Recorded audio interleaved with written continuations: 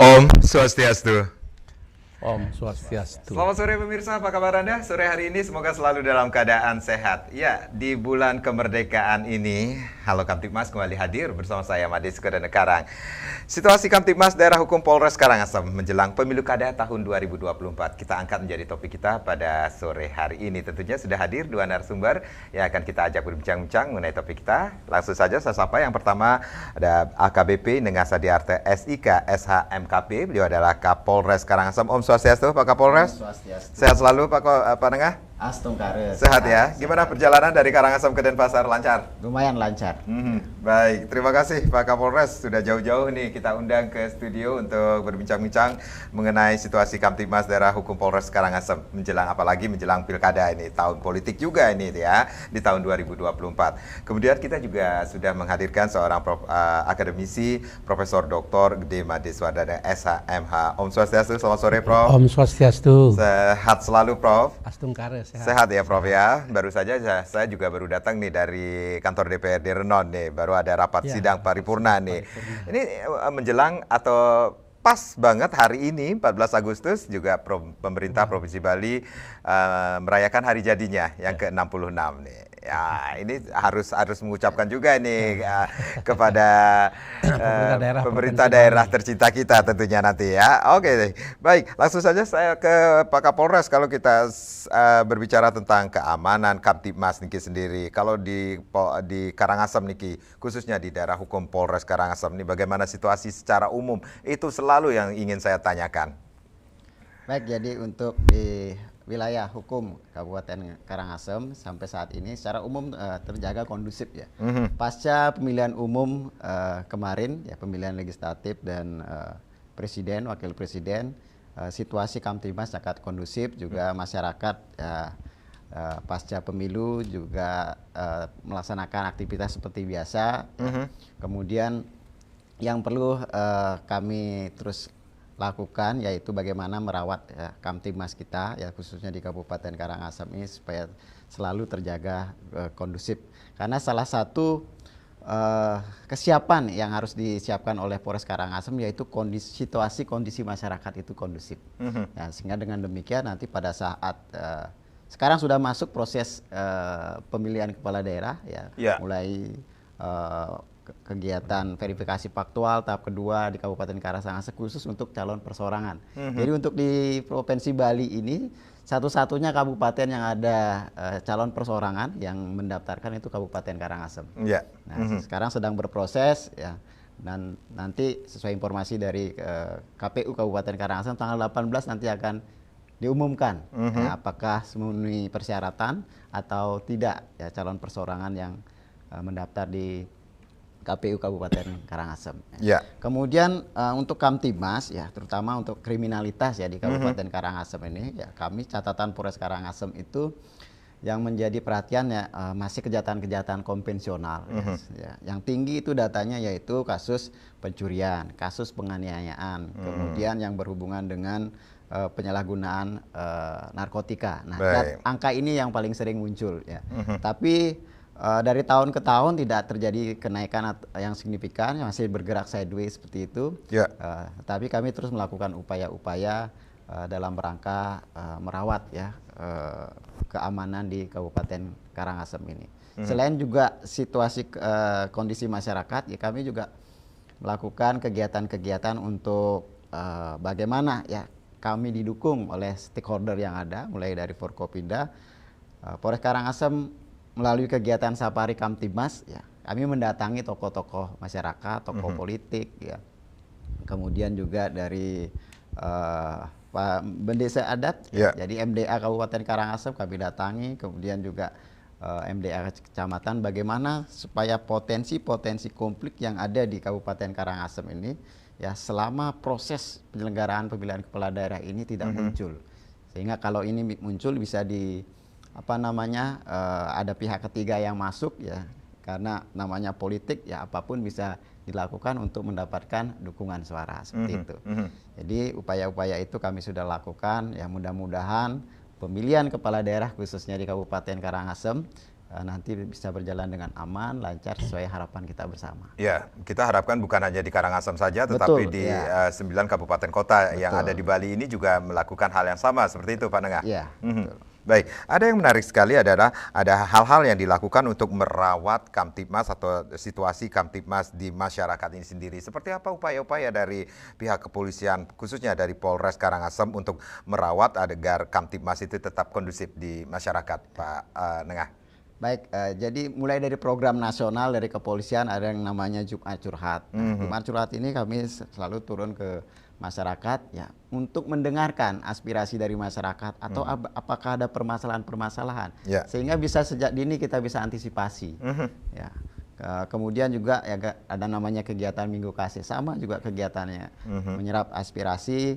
Kemudian selain itu juga ya kalau memang ada hal ya terkait dengan pelayanan kepolisian yang kurang baik, kami juga menerima kritik saran dari masyarakat. Memang selama Jumat Curhat ataupun Minggu Kasih ini hal-hal yang paling urgent, paling sering ditemui atau masukan-masukan dari masyarakat seperti apa, Pak? Yang paling sering itulah masalah lalu lintas. Lalu Masalah lintas. knalpot brong atau knalpot yang tidak sesuai dengan standar. Oke. Itu yang paling sering muncul pertanyaan.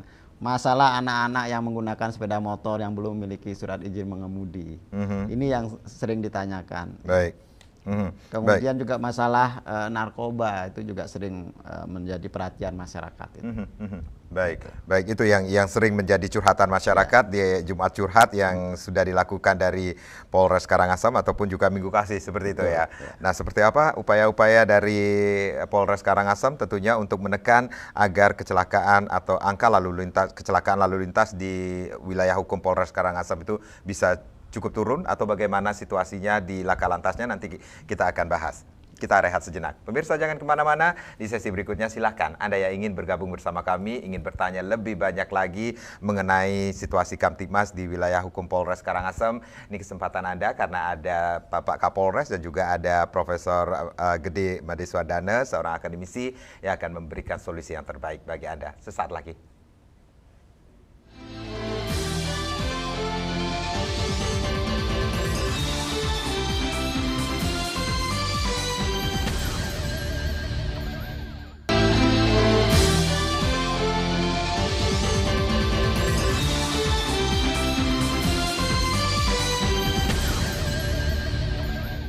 Ya, terima kasih Anda yang baru saja bergabung bersama kami di Halo Kamtibmas. Situasi Kamtibmas Daerah Hukum Polres Karangasem menjelang pemilu kada tahun 2024 masih menjadi topik kita di sore hari ini.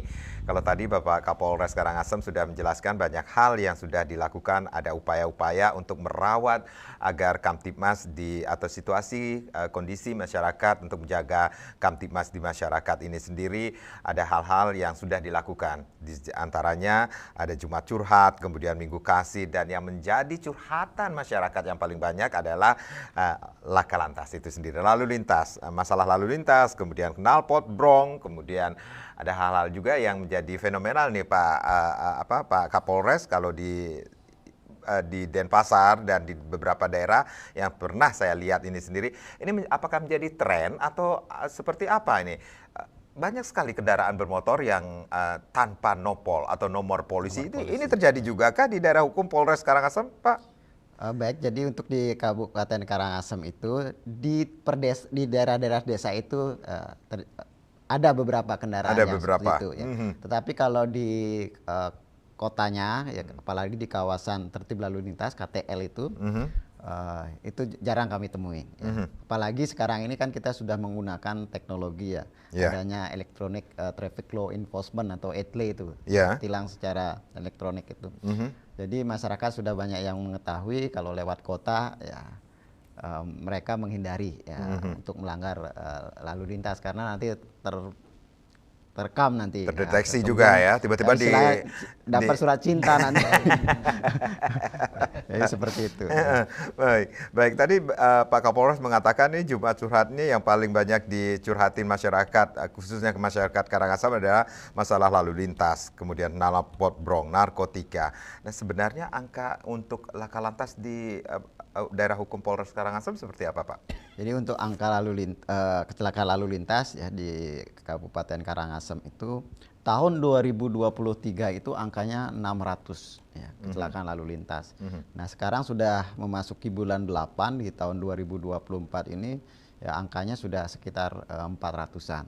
Jadi laka lantas menjadi perhatian khusus karena ini merupakan salah satu ancaman ya bagi masyarakat kita, apalagi juga yang meninggal dunia akibat kecelakaan lalu lintas ya tiap tahun juga cukup tinggi. Cukup ya. tinggi. Sekitaran 40, 50 itu yang meninggal akibat kecelakaan lalu lintas.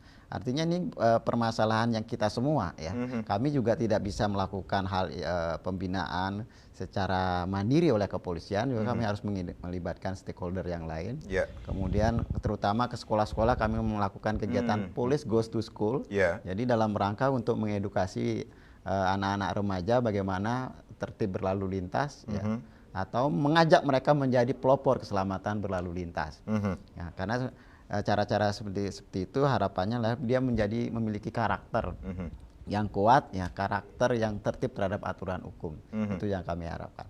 Kemudian juga di sela-sela kami melakukan kegiatan Safari Kamtibmas juga kami selipkan pesan-pesan itu kepada para tokoh ya, supaya sama-sama juga turut ya memberikan edukasi kepada masyarakatnya, sehingga kalau ini bisa dilakukan secara masif akan terbentuk karakter ya, karakter bangsa itu yang bagaimana mereka tertib atau sadar hukum gitu. Itu yang kami harapkan. Kalau kegiatan upaya penegakan hukum yang dilakukan itu tidak begitu signifikan hasilnya. Ya tertib kalau ada polisi, tertib kalau ada, kalau tidak ada itu kembali lagi. Jadi seperti pakai kendaraan roda 2. Mereka mau pakai helm itu bukan hanya kesadaran diri sendiri untuk menjaga keselamatan dirinya, tetapi karena ada polisi pakai helm. Jadi pola pikirnya supaya berubah gitu. Pakai helm itu untuk keselamatan, bukan karena ada polisi seperti itu. Nah, ini yang perlu kita bangun bersama sehingga ya, generasi muda kita ini memiliki karakter yang kuat ya, sehingga ya kita bisa menekan angka kecelakaan lalu lintas. Karena dari sekian angka kecelakaan itu, sebagian besar yang menjadi korban yang meninggal dunia ini angka-angka usia-usia produktif. Jadi sangat disayangkan sekali usia-usia produktif. Bahkan angka yang masih remaja juga umur 17-18 juga ada angkanya meninggal dunia karena kecelakaan lalu lintas. Baik. Gitu. Nah, ini juga yang menjadi perhatian adalah knalpot yang tidak sesuai dengan standarisasi atau yang sering kita taunya knalpot brong. Ya, ini masih saja terjadi. Masih terjadi, berbagai upaya kita sudah lakukan. Penegakan hukum kita sudah banyak tuh, barang buktinya ada di kantor tuh banyak. Oke, ya. baik. Baik itu dari knalpot truk, ya truk itu ternyata juga banyak yang suaranya bising seperti itu tuh juga menjadi keluhan oleh masyarakat. Baik. Kemudian juga sepeda motor. Sepeda motor itu pengendaraan itu memang sebagian besar anak-anak remaja itu. Baik. Ya, ini juga hal yang serius yang perlu kita tanggulangi bersama sehingga ya di jalan raya itu tidak terjadi tanpa dengan knalpot itu. Saya rasa kalau udah kendaraan banyak itu bising, apalagi ditambah dengan suara yang tidak sesuai dengan standarnya ya, seperti itu kendaraannya, seperti itu. Ini apakah penggunanya saja atau pabriknya juga? Nah, kalau kami yang menjadi perhatian. Kalau kami di kabupaten ya, kita fokus kepada penggunanya. Nah, tapi hal ini juga menjadi evaluasi untuk di tingkat pembina fungsi di Polda ya, supaya melakukan langkah-langkah ke pabrikan yang mengeluarkan itu. Kalau di kabupaten kan kita hanya menerima, tidak ada produksi itu. Mungkin nanti di level satuan atas yang melakukan langkah-langkah selanjutnya. Termasuk juga masalah narkotika. Ini yang menjadi perhatian kita juga, termasuk di Karangasem. Betul. Jadi Kapolres. Narkotika dari pengungkapan yang kami lakukan juga angkanya cukup tinggi ya. Sampai masuk ke pedesaan sekarang ya. Selain melakukan kegiatan penegakan hukum, kami juga merancang suatu program yang disebut dengan Kampung Tangguh. Ya. Kami sudah merencanakan ini, jadi ada desa-desa yang memiliki beberapa indikator yang cukup baik ya dari indikator. Kita jadikan sebagai percontohan Kampung Tangguh. Nah, mudah-mudahan dengan kegiatan seperti ini bisa menekan masyarakat kita yang menjadi pemakai. Ya. Baik. Nah, karena di sebagian besar yang kita tangkap itu di Karangasem itu pemakai. ya. Baik, Dan barangnya pun didapatkan dari luar Karangasem gitu. Jadi Karangasem itu hanya sebagai areal untuk pemakai ya. Jadi ini yang terus kami lakukan ya. Kemudian targetnya juga saya men-challenge terutama narkoba saya challenge. Jadi kita upayakan untuk bisa mengungkap ya bandar besarnya ya. Kalau yang pemakai itu kita lakukan kegiatan penyembuhan lah. Kita bekerja sama dengan BNN Kabupaten Karangasem bagaimana yang bersangkutan bisa direhabilitasi. Rehabilitasi. Karena ya termasuk korban yang bersangkutan. Ini kita tidak boleh kita menghukum orang yang seperti ini, kita harus sembuhkan gitu. Ya, Prof, dari apa yang sudah disampaikan oleh Bapak Kapolres Karangasem ini sendiri, ada hal-hal yang menjadi perhatian menurut Prof yang harus dicermati. Ya, yang pertama tadi kan berbicara mengenai sesuai dengan topiknya, kita berbicara mengenai penyelenggaraan pilkada di Karangasem. Jadi ya ada satu boleh dikatakan perkembangan yang cukup baik, walaupun baru satu kabupaten yang memiliki calon tunggal gitu ya, calon independen.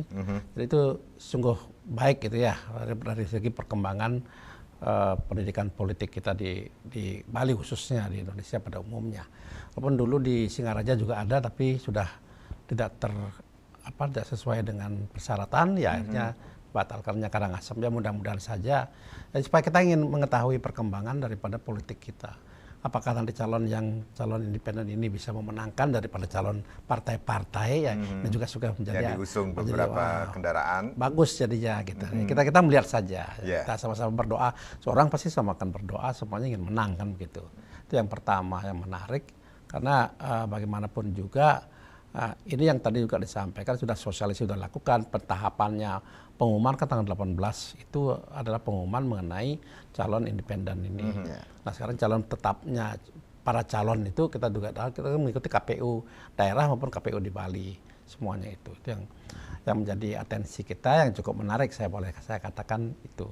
Yang kedua, memang secara masalah kriminalitas secara konvensional di Bali pada umumnya itu yang terjadi.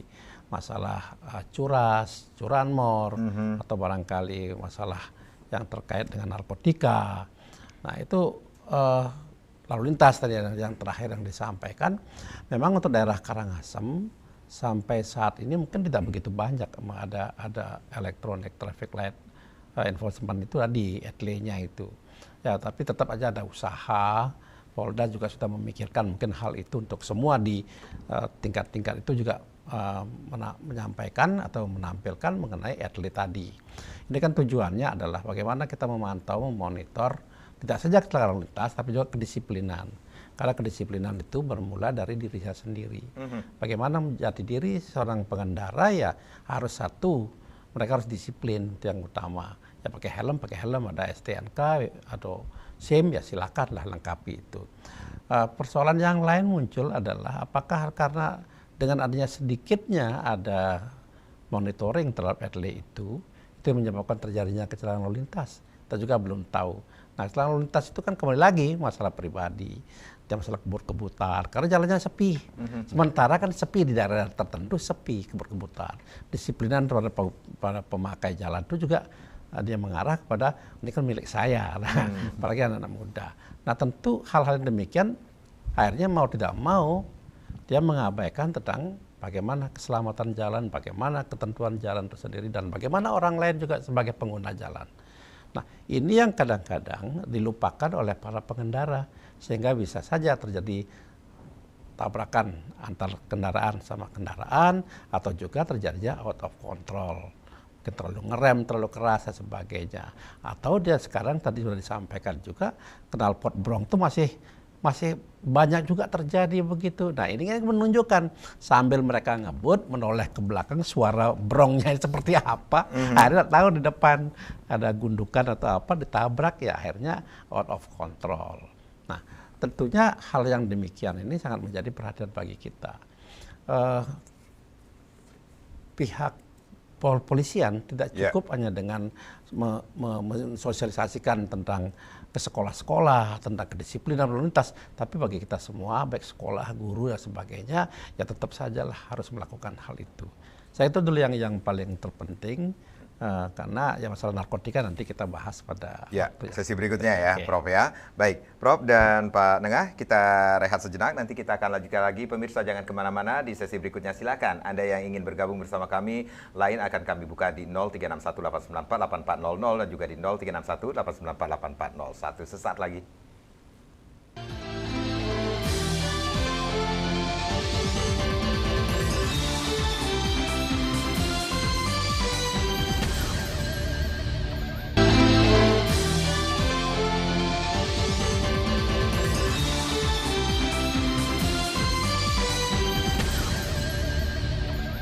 Ya, kita masih di Halo Kamtibmas. Bagaimana situasi Kamtibmas Daerah Hukum Polres Karangasem menjelang pemilu kada tahun 2024? Masih kita bahas, masih bersama Kapolres Karangasem, ada Bapak AKBP Nengah Sadiarte dan juga Profesor Dr. Gede Madiswardana, seorang akademisi. Saya ke Prof dulu, Prof. Kalau kita berbicara tentang narkotika, ini juga menjadi perhatian, curhatan dari masyarakat Karangasem yang sering mendapat masukan, khususnya dari Polres Karangasem ini sendiri, dari masyarakat. Ini menjadi bukan hanya di Karangasem saja, seringkali kita bahas tentang narkotika ini masih saja ada di beberapa daerah. Ya, kalau narkotika itu kan orang pemakainya itu kan ingin berharmonisasi. Harmonisasi saya inginkan jadi apa gitu. Padahal manfaatnya sebenarnya tidak ada. Banyak sekali hal-hal yang lebih banyak negatifnya daripada positifnya. Positif untuk pengobatan, tapi ada izin, resminya begitu. Dan itu dipakai di rumah sakit tentunya. Ya kalau kita mau mau operasi itu kan harus ada dibius, itu juga dari narkotika diambil. Tapi itu kan segi kesehatan dan positifnya. Dari segi negatifnya orang ingin mencoba-coba, dan setelah dia mengetahui oh begini rasanya dan ingin mencoba lagi. Ya persoalannya tidak hanya sekedar mencoba itu, persoalannya dari mana dapat barang itu.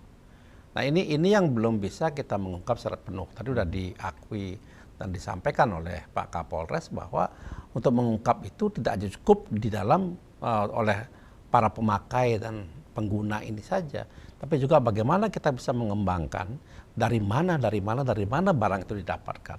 Nah, karena persoalannya kan seperti mendapatkan barang, kalau kamu berbicara mengetahui sumbernya mati atau mungkin tidak selamat. Nah ini ketakutan dia, takut jadinya dia menyampaikan. Artinya banyak sidang-sidang di pengadilan ataupun dalam proses pemeriksaan di kepolisian, ketika ditanyakan dari mana dapat barang ini, oh saya dapat dari si A. Siapa si A itu?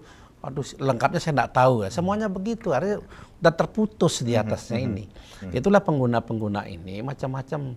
Nah beberapa kasus yang pernah kami dimintakan sebagai ahli di penyidikan maupun di pengadilan, itu sekarang udah ada mulai salam tempel. Salam tempel itu artinya tidak saja ketemu A dan B ketemu terus saling tempel begini, tidak. Sekarang misalnya tempel.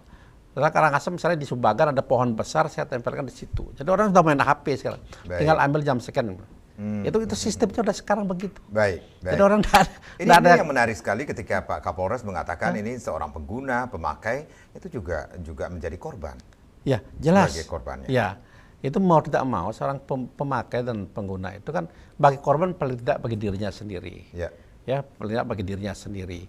Yang kedua, korban juga selain bagi dirinya sendiri sebagai pengguna narkotika, korban ke orang lain. Dari mana dia mendapatkan uang? Nah, cara-cara mendapatkan uang ini untuk memberikan untuk mendapatkan barang berupa narkotika itu sendiri banyak cara. Bisa mencuri, menggadaikan, merampok, dan lain sebagainya, menipu dan sebagainya. Nah ini juga persoalan bagi kita. Nah kalau ini terjadi berarti selain narkotikanya juga merambah kepada kejahatan-kejahatan yang lain. Nah meningkat jadinya dia di konvensionalnya meningkat, di khususnya yang non konvensional narkotika ini juga meningkat karena ini ditangkap, tahu-tahu setelah ditelusuri, oh motor saya hilang, dijual oleh si A yang ketangkep narkotika. Berarti kejahatan konvensional muncul, kejahatan non konvensional juga ada di situ. Baik, Pak Kapolres, kita juga mengetahui daerah Karangasem khususnya ini juga menjadi pintu masuknya Bali melalui Bali Timur seperti itu, melalui pelabuhan Padangbai seperti itu. seperti apa pengamanan dan pengawasan di pintu masuk Bali ini sendiri? Jadi untuk Padang Bae sendiri kita memiliki polsek ya, polsek kawasan Pelabuhan Padang Bae. Nah, polsek ini juga tugasnya adalah melakukan kegiatan pengamanan berkaitan dengan distribusi orang, barang ya di Pelabuhan Padang Bae ini. Kemudian terhadap juga potensi-potensi terjadinya pelanggaran ya hukum di sana seperti narkoba juga memungkinkan sekali ya.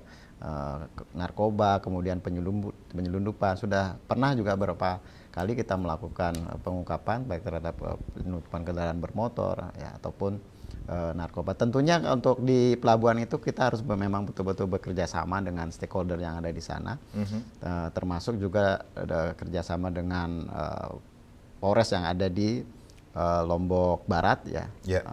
Sehingga apabila ada informasi-informasi ini jadi kita lebih cepat meresponnya dan bisa melakukan tindakan-tindakan kepolisian guna melakukan penegakan hukum.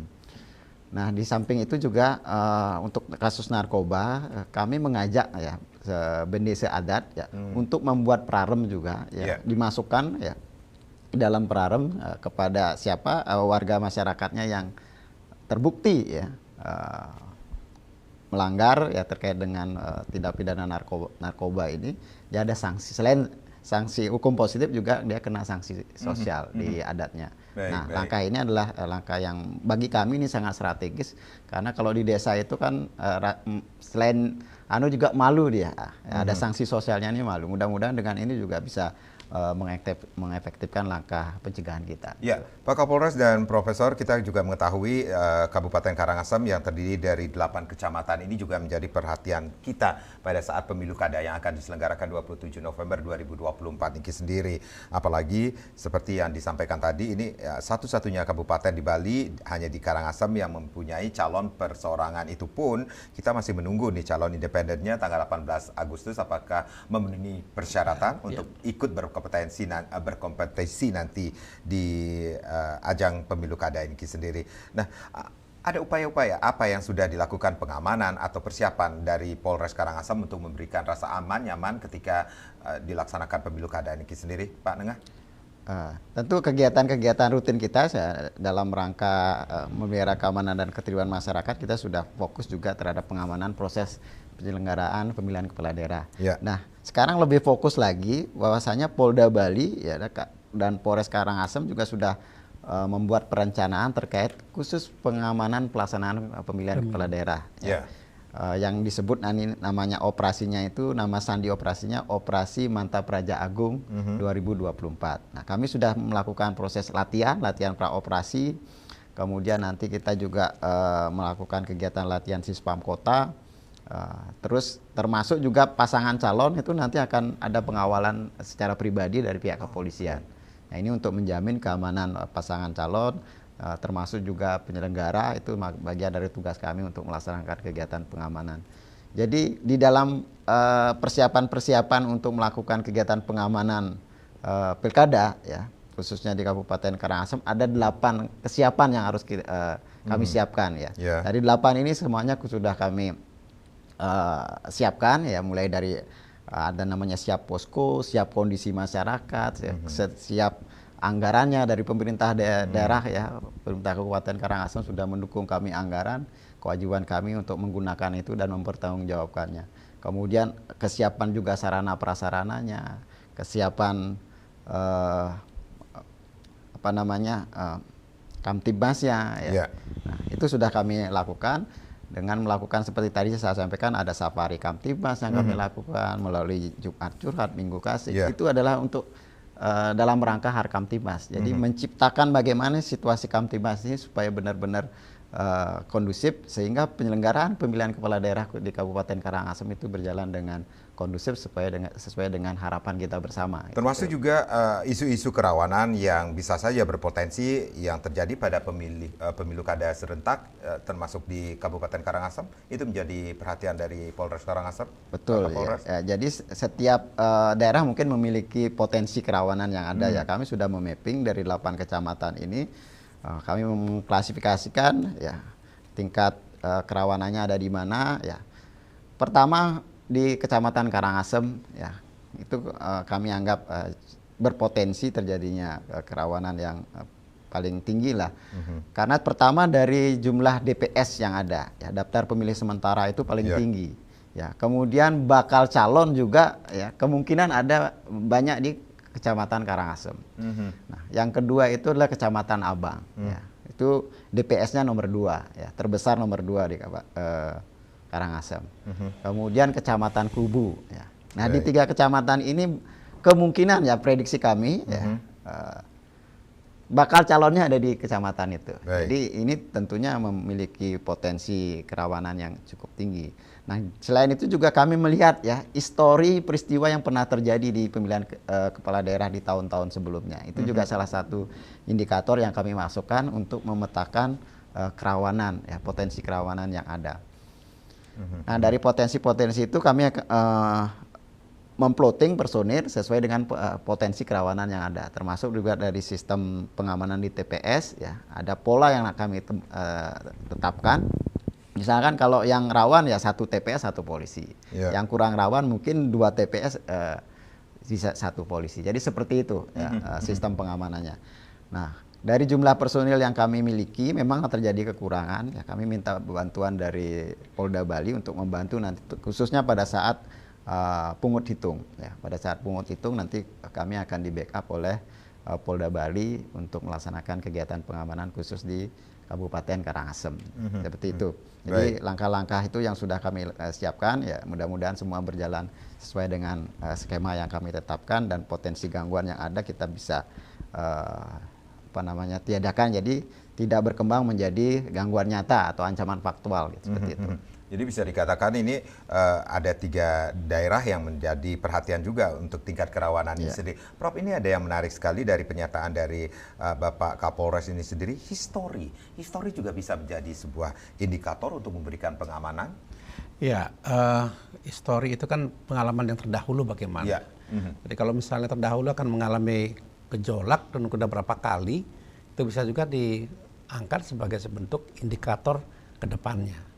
Jadi mau tidak mau, katakanlah misalnya satu tempat, satu daerah itu secara jelas bahwa terulang kembali peristiwa-peristiwa semacam itu ya, ini harus tetap dijaga dan diawasi.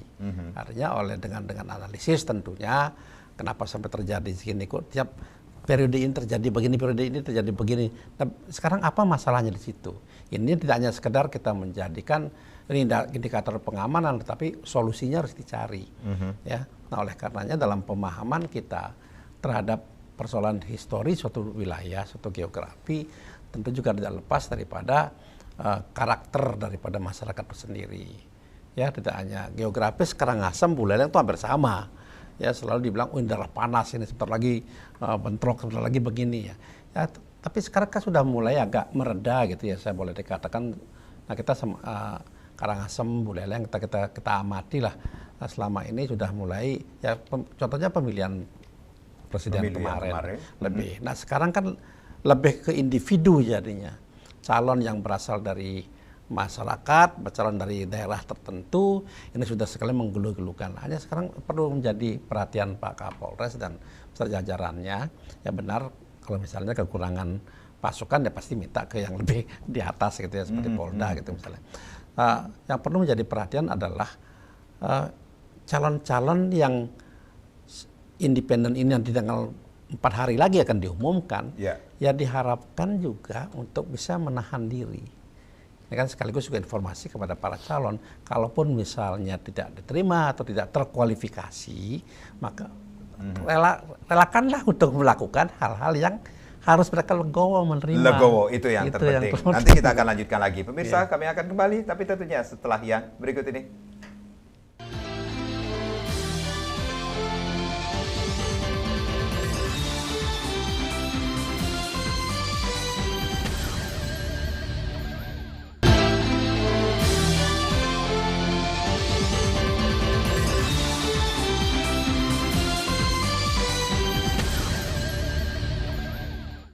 Ya, Ya, bagaimana situasi Kamtibmas Daerah Hukum Polres Karangasem menjelang pemilu kada tahun 2024? Masih menjadi topik kita pada sore hari ini. Silakan, ada satu sesi lagi yang akan kita jalani pada kesempatan hari ini. Silakan Anda yang ingin bergabung 0361-894-8400 dan juga di 0361-894-8401. Pak Kapolres, dengan kemajuan teknologi informasi ini sendiri, kemudian apa yang sudah dilakukan dari Polres Karangasem untuk memberikan persiapan untuk pemilu kada, menjelang pemilu kada khususnya di Karangasem niki sendiri. Ini yang menjadi perhatian kita juga selain melakukan apa yang sudah dilakukan, yaitu komunikasi dengan partai-partai politik, kemudian sinergitas.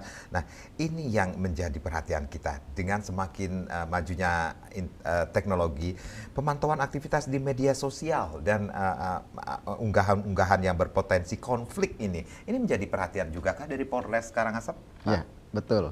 Jadi perkembangan teknologi informasi di era revolusi industri 4.0 ini tentu satu sisi memiliki dampak yang positif bagi kehidupan kemanusiaan, tapi di sisi lain juga dampak negatifnya sangat luar biasa. Nah, untuk mengantisipasi terhadap dampak negatifnya, ya kami melakukan kegiatan yang namanya cyber patrol, jadi patroli di dunia maya.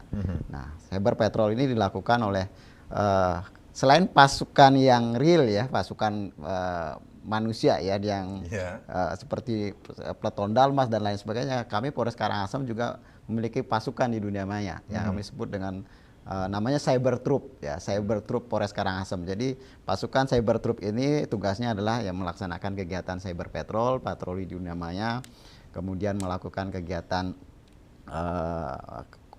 membangun narasi-narasi yang positif, ya, kemudian memberikan edukasi juga kepada masyarakat tentang informasi-informasi yang tidak benar, ya, seperti himbauan tentang misalkan berita yang hoax, yang mana harus dipercaya seperti itu. Nah, kemudian kalau misalkan ada ya konten-konten yang berbau provokasi, berbau porno dan lain sebagainya, kita juga melakukan kegiatan yang namanya take down atau melaporkan kepada dari pihak pemilik ya media sosial tersebut gitu. Nah, langkah ini memang sangat efektif sekali. Sekarang di dunia di perkembangan teknologi informasi ini, dunia maya itu ya, kegaduhan yang ada di dunia maya itu langsung berdampak kepada dunia nyata. Artinya di lingkungan alam sebenarnya ya. Jadi maka dari itu ya korelasinya sangat ini ya. Jadi penting sekali bagi kami untuk melakukan langkah-langkah ya pencegahan ya di dunia maya yang dilakukan oleh Cyber Troop yang dimiliki oleh Polres Karangasem ini sendiri. Ya. Baik. Ini sudah adakah hal-hal yang mengarah ke hal-hal tersebut yang bisa saja berpotensi mengganggu, berpotensi konflik menjelang pemilu kada ini sendiri? Ya, di Karangasem? Indikasi itu memang ada. Ya. Indikasi itu ada. Mungkin ada beberapa oknum yang mencoba ya untuk melakukan mereka kampanye lah seperti itu ya. Kemudian membangun narasi bahwasanya kelompok ini diperlakukan ini, kelompok ini begini. Gitu. Tetapi kami berupaya untuk melakukan kegiatan-kegiatan ya, artinya ya kontra narasi lah supaya masyarakat itu ada pilihan yang mana sih sebenarnya yang betul ya, gitu. Kami pernah juga dikritik ya oleh masyarakat, oleh netizen terhadap kegiatan Babin Kamtibmas kami bersama Babinsa melakukan kegiatan pemantauan itu seolah-olah katanya menakut-nakuti ya. Kami lakukan kegiatan memberikan narasi bahwasanya apa yang dilakukan itu dalam rangka Harkamtibmas, bukan menakut-nakuti masyarakat itu. Ya. Jadi contohnya ya seperti itu. Nah, dan tentu kami juga minta dukungan ya dari netizen supaya kita semua berpikir positif ya, mendewasakan semua pihak dewasa juga bermedia sosial ya. Jadi media sosial ini ya tentu kita harus bisa memanfaatkan dengan hal-hal yang positif, hal-hal yang produktif. Nah, karena dengan demikian ya tentu kita juga, masyarakat kita semakin dewasa juga dalam menggunakan media sosial gitu. Ya, ya bijak gitu. menggunakan media sosial. Menggunakan media sosial. Baik, Prof, ini juga yang menjadi perhatian dari Polres Karangasem terhadap pemantauan aktivitas di media sosial. Bahkan mungkin ada unggahan-unggahan yang berpotensi konflik menjelang pemilu kada juga terjadi dan sudah dilakukan upaya-upaya untuk menekan hal tersebut. Ya, memang media sosial itu kan kalau kegunaannya yang positif bagus gitu Ya. ya. Tapi kalau yang arahnya ke negatif, misalnya dengan jalan membuat berita hoax atau barangkali memprovokasi hal itu. Tapi sejujurnya harus kita perhatikan juga, sebab di dalam ketentuan undang-undang tentang informasi transaksi elektronik itu juga sudah ada yang mengatur mengenai hal itu. Oleh karenanya selalu baik di spanduk-spanduk maupun di brosur-brosur juga sudah dinyatakan di sana, bijaklah menggunakan media sosial. Itu sebenarnya penekanannya. Nah, kalau misalnya masyarakat mau membuat hal-hal ini seperti tadi dicontohkan, ya syukur saja dengan cepat melakukan kontraproduksi terhadap hal tersebut. Nah, kalau misalnya itu dibiarkan meluas dan melebar, maka orang akan percaya tentang hal itu. Nah, oleh karenanya marilah kita himbau melalui media ini juga, media Bali TV, kita himbau juga kepada masyarakat untuk selalu bijak menggunakan media sosial. Itu yang terpenting dari kita. Termasuk apa yang sudah dilakukan oleh Pak Polres Karangasem Niki sendiri dengan cyber troop-nya ini sendiri? Ya, itu upaya yang paling bagus ya, Ya. untuk menangani. Walaupun dapat kritikan dari masyarakat. Ya, terserah, itu kritikan yang mungkin mereka tidak paham. Tapi kalau sudah dijelaskan, dan sudah dijelaskan tujuannya untuk apa dengan adanya cyber truck itu. Tujuannya kan supaya masyarakat tidak menyalahgunakan media sosial itu sebagai sarana untuk mengirimkan berita hoax atau paling tidak juga membuat provokasi. Baik. Nah, kalau misalnya itu digunakan, ya wajarlah misalnya Kapolres sebagai Polres Karangasem dan Polres seluruh yang ada di Bali di bawah Polda itu juga melakukan kontra semacam itu. Ya kalau dibiarkan ya saya minta maaf kan gitu jadinya. Kalau dibiarkan luas begitu, ya dampaknya apa? Ya bagi kita setelah itu, loh kenapa penyesalan tidak terjadi belakangan jadinya. Lagi saya tekankan pada masyarakat luas, ya kita menjelang pemilihan kepala daerah dan juga pemilihan gubernur dan bupati, wakil gubernur dan wakil bupati untuk selalu bijak menggunakan media sosial. Keyakinan Prof terhadap bagaimana masyarakat secara bijak menggunakan media sosial saat ini? Saya yakin dan percaya masyarakat udah mulai bisa memilih dan memilah mana yang hoax, mana yang harus dilakukan. Sekarang sudah banyak orang yang walaupun kasusnya banyak masuk ke Polda tentang cyber ini, Ya. tapi mau tidak mau contoh-contoh itu juga sudah ada bahwa dia diperiksa saja takut sama polisi. Nah, saya tidak tahu apa-apa ya. Kalau tidak tahu apa-apa, pakailah gunakan secara yang baik dan benar kan begitu jadinya. Baik. Bagaimana Pak Prof, ada pesan juga buat masyarakat dalam hal nanti kita akan menghadapi pesta demokrasi pemilu kada di 2024 ini sendiri? Ya, di dalam kaitan dengan persiapan untuk pemilu kada di seluruh Bali, kami berharap terutama dalam penggunaan media sosial agar selalu bijak dalam menggunakan media sosial itu. Yang kedua, gunakanlah hak itu secara baik sehingga siapapun pendukung Anda, pendukung warga, pendukung kelompok tertentu, baik yang kalah maupun yang menang, agar supaya bisa dengan kerendahan hati dan legowo menerima persoalan ini. Jangan lagi membuat permasalahan karena kita semua persemetonan di Bali. Terima kasih. Kita harapkan ini pemilu kada 2024 yang luber, jurdil, damai, itu yang kita itu harapkan. yang kita harapkan di sini. Ya. Dan tentunya juga Pak Nengah selaku Kapolres Karangasem sudah banyak sekali persiapan yang dilakukan untuk memberikan rasa aman, nyaman ketika masyarakat akan menentukan pilihannya berpesta, ya namanya pesta ya Prof ya. Ya harus kita bahagia seperti itu, tidak ada penuh dengan tekanan, tidak ada kekisruhan nantinya di pemilu kada di Karangasem, khususnya di Karangasem ini sendiri. Tentunya ada pesan untuk masyarakat Karangasem menghadapi pemilu kada 2024 nanti 27 November 2024, Pak Kapolres. Ya, kepada seluruh masyarakat Kabupaten Karangasem pada khususnya, saya selaku Kapolres Karangasem menghimbau mari kita jaga persatuan dan kesatuan kita.